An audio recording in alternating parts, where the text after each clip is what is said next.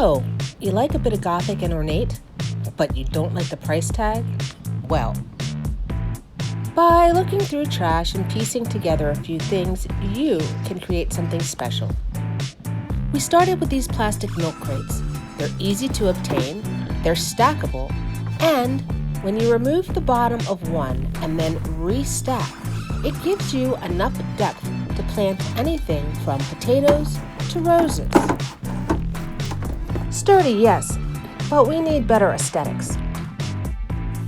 This is pallet wood, but if you have offcuts, use those. This is all about recycling what you have.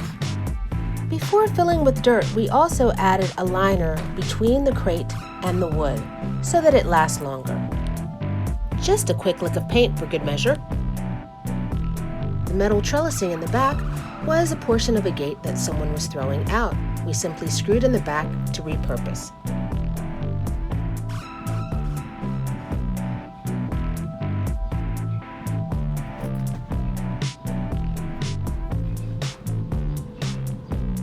And that's the basic version, but you can let your imagination run wild. I added this old mirror and a perch so the local birds can sit and watch themselves. Of course, if you like the seashore or escargot, these also make a lovely touch.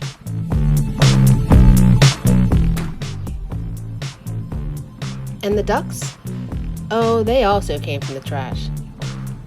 Some would say they should have stayed there.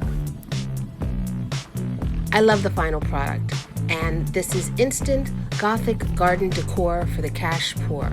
So when you see these bits and pieces on the street, rescue them, renew them, and have a fantastic garden that looks like nobody else.